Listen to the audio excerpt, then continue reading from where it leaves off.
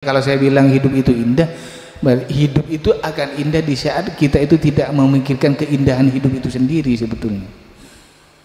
Di saat kita memikirkan keindahan hidup, maka hidup itu tidak indah karena masih dipikirkan.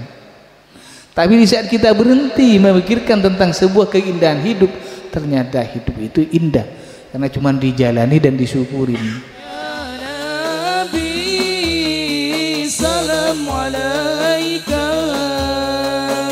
Ya Rasul, salam alaika. Ya Habib, salam alaika. Salawatullah alaika. Kalau kita bicara tentang sebuah keimanan, sebetulnya sulit. Cuman orang ngerti iman itu apa, padahal tidak tahu, cuman ngerti. Kalau kita membahas iman, iman itu sebetulnya apa? Inti sulit dijabarkan. Hanya orang-orang tertentu yang mampu menembus keimanan itu sendiri. Kalau saya tanya, iman itu apa? Bukan iman itu percaya kepada Allah, bukan itu yang dimaksud iman. Walaupun sampean percaya kepada Allah, belum tentu kepercayaan sampean itu bisa dipegang teguh. Iman itu adalah sesuatu, kalau saya pribadi, sesuatu yang sudah saya rasakan, yang saya pribadi, itu adalah menjadi sebuah keyakinan yang tidak bisa dirubah dengan sesuatu apapun. Walaupun saya sakit, saya yakin bahwa semuanya itu adalah dari Allah. Seperti itu. Artinya tidak merubah sebuah konsep kehidupan diri saya pribadi, walaupun ada cobaan dan rintangan. Makanya di saat kita itu sakit, konsep yang harus, kalau ingin seperti saya, sampean mohon kepada Allah, ya Allah, walaupun kami diberi rasa sakit, tapi kami mohon kepada Engkau agar iman kami tidak sakit. Itu harus selalu mengeluh kepada Allah, karena di saat iman itu sakit, keyakinan itu akan bergeser, akan menjauh. Seperti kita naik haji, seperti kalian kesini itu sama aja sebetulnya. Kalau bukan karena didasari sebuah keimanan yang dilandasi sebuah keyakinan, sampai tidak akan ke sini. Makanya orang naik haji itu, waktu saya di tanah suci, saya bilang ada orang itu naik ke tanah suci Mekah, ada orang yang ibadah di tanah suci Mekah. Orang yang naik ke Mekah itu biasanya tidak usah ibadah, pulangnya kopiah putih pakai jubah selesai. Tapi kalau ingin sampean ibadah di tanah suci Mekah, harus dipersiapkan satu keyakinannya, dua secara fisik harus. Dan saya bilang orang ibadah itu tidak membutuhkan pamrih. Makanya saya pernah bilang, kalau sini tidak usah minta apa-apa. Sebetulnya itu mancing, kalau saya itu mancing. Sebetulnya tidak usah, Allah sudah tahu, Rasulullah sudah tahu. Kalau saya memang tidak pernah minta apa-apa di tanah suci itu, karena saya ingin ibadah, ya ibadah aja, sholat aja.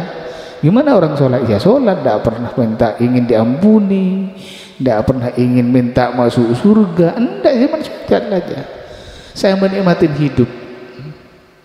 Di saat saya minta sesuatu, otomatis kehidupan saya sudah ada keinginan lain. Ibadah itu kan tidak memerlukan apa-apa, melaksanakan sebuah kewajiban yang diperintahkan oleh Allah, yang dilaksanakan oleh Rasulullah dan disampaikan kepada umatnya, itu ibadah. Tidak butuh pahala, tidak butuh ingin diampuni dosa, tidak minta, maksudnya bukan tidak butuh, tidak minta, ya Allah kami ampuni dosa.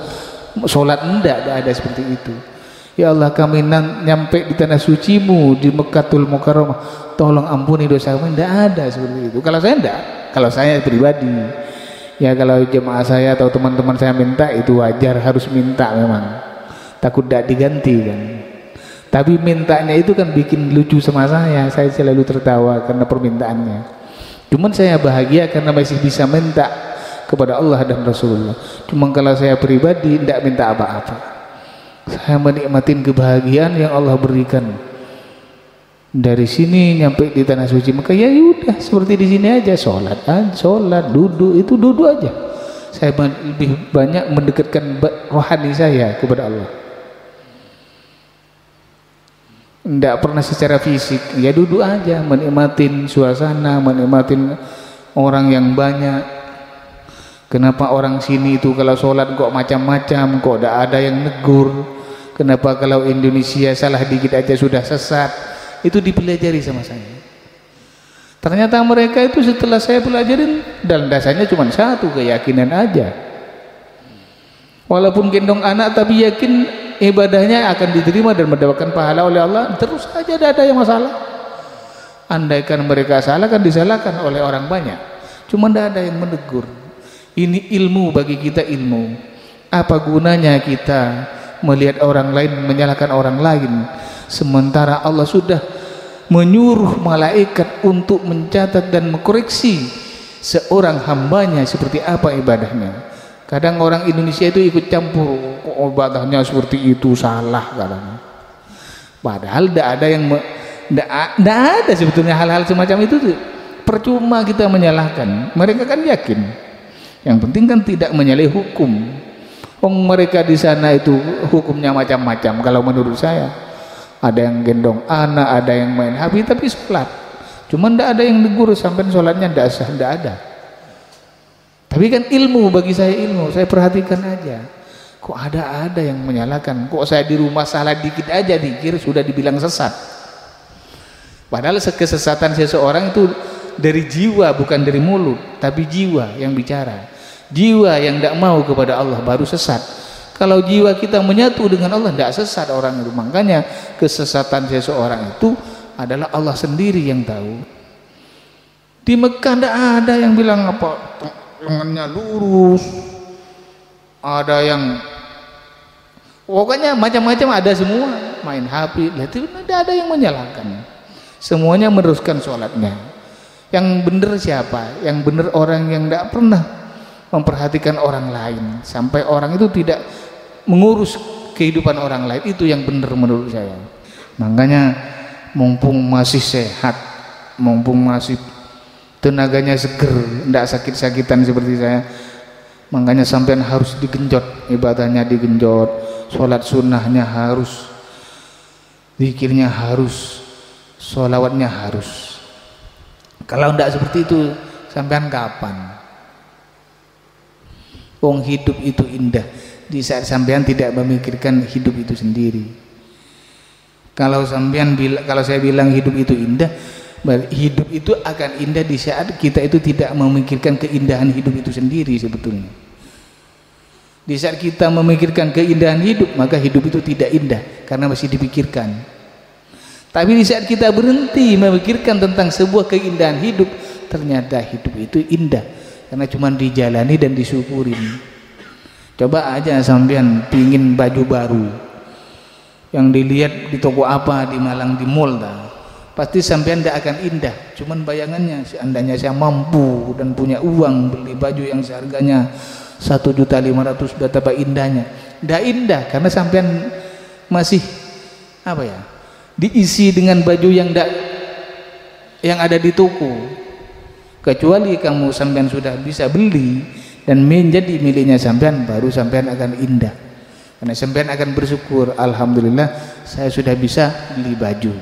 Jadi keindahan itu bukan yang dibayangkan, tapi yang dimiliki. Kalau cuma membayangkan seandainya bulan itu jatuh di hadapan saya, mungkin orang lain akan melihat saya dengan sinis katanya. Bukan itu keindahan. Bukan bermimpi, bukan berangan-angan, tapi sesuatu yang dinikmatin, sesuatu yang bisa dihasilkan tapi bisa dinikmatin dan disyukurin, itu baru indah. Makanya saya bilang tadi, keindahan itu adalah sesuatu yang tidak dipikirkan. Di saat dipikirkan bukan indah tapi racun. Bermimpi ingin beli baju seperti itu kan racun. padahal tidak punya uang. Akhirnya jadi tengkar kan kalau terus dipikirkan seperti itu. Makanya keindahan itu adalah sesuatu yang tidak dipikirkan, tiba menjadi kenyataan. Itu indahnya kita bisa bersyukur kepada Allah. Hidup itu indah. Di saat kita jangan memikirkan keindahan hidup itu sendiri. Kenapa saya bilang seperti itu? Hidup saya kan jalan aja. Tidak ada yang harus seperti ini, tidak ada hidup saya itu. Makanya kalau hidup saya itu kurang enak dilihat jemaah saya, tidak seperti kiai lain, mohon maaf, karena hidup saya seperti itu adanya.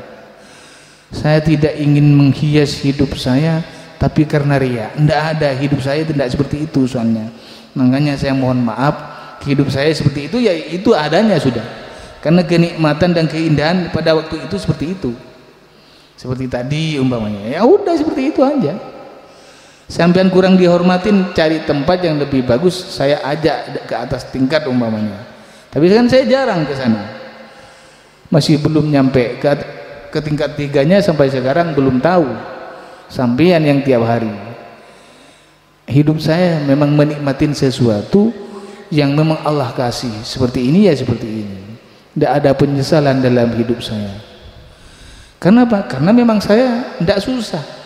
Orang yang nyesel itu orang susah, orang yang tidak bahagia, orang yang repot. Makanya sampean harus berusaha nyambung dengan Allah, nyambung dengan Rasulullah, sehingga kalian semua menjadi orang yang dikehendaki oleh Allah dan disayang oleh Rasulullah. Satu kuncinya seperti itu. Tidak ada laki-laki, tidak ada perempuan sama statusnya. Kalau cuma laki-laki tidak ada. Rabi'ah al-Adawiyah itu orang terkenal di alam lahut, di alam majlis itu orang terkenal. Rabi'ah al-Adawiyah itu bukan Rabi'ahnya Pak Umam, tapi Rabi'ah al-Adawiyah itu yang terkenal tidak punya suami itu. Memang terkenal di majelis itu, terkenal keimanannya, terkenal kecintaannya kepada Allah dan Rasulullah. Cuman saya berharap sambian itu yang perempuan seperti Rabi'ah al-Adawiyah itu secara ibadahnya tapi harus bersuami. Kalau Rabi'ah kan tidak bersuami kan? Hidup sendiri, itu tidak cocok sama saya, keturunannya tidak ada nanti. Makanya kalau sambian harus punya suami tapi ibadahnya melebihi Rabi'ah. Karena Rabi'ah itu dicintanya kepada Allah, tidak mau bersuami. Cuma tidak cocoknya itu sama saya. Kalau sampean harus bersuami tapi ibadahnya seperti Rabi'ah al-Adawiyah. Itu tidak ada laki-laki, tidak ada perempuan sama sebetulnya. Cuman jangan mengharap kalau perempuan jadi wali, tidak ada perempuan wali soalnya. Solehah, cuman tingkatannya mirip. Terkenal, Rabi'ah itu terkenal di sana. Di antara orang yang dicintai oleh Rasulullah memang Rabi'ah. Kalau di majelis, selain memang istri-istri Rasulullah memang Rabi'ah, kalau hambanya itu yang perempuan memang Rabi'ah. Itu terkenal di majelis, itu terkenal Rabi'ah itu. Entah kalau yang sekarang contohnya siapa tidak tahu jamaah saya itu, karena jamaah saya sekarang zikirnya sudah jarang. Mungkin ada yang hilang sudah tasbihnya, saya tidak tahu. Cuman merasakan hubungan zikir jamaah dengan saya itu jauh. Memang hilang, zikirnya hilang. Zikirnya hilang, orangnya cuman ada gitu. Kalau cari tasbih yang kayak gini di sini ini banyak sekarang, tidak usah beli Pak. Memang banyak yang dilepas sudah. Apa pensiun orangnya, apa ndak ingat sama tasbihnya, saya ndak ngerti. Cuman yang saya kumpulkan aja sudah 7. Ini punya siapa, saya ndak ngerti. Dia ajaran zikir malah zikirnya yang hilang. Pegang tasbihnya ditinggal, apalagi ndak pegang tasbih. Hilang semua nanti. Makanya saya berharap kepada jemaah semuanya, tidak terkecuali yang hadir saat ini, tolong mulai besok programkan zikirnya harus naik lagi, jangan ditinggal gitu. Kalau tasbihnya ditinggal, jelas zikirnya ditinggal. Karena saya merasakan ada perpisahan zikir dengan jiwa saya, ada perpisahan zikir dengan batin saya. Karena orang zikir biasanya nyambung sama saya, ini banyak yang tidak nyambung, tidak tahu apa punya saya yang tidak konik, apa punya sambian yang memang tidak zikir, tidak ngerti. Cuman saya merasakan sampean jarang zikir. Ini yang saya rasakan, makanya saya himbau di waktu pengajian seperti ini, karena menginginkan semuanya harus zikir.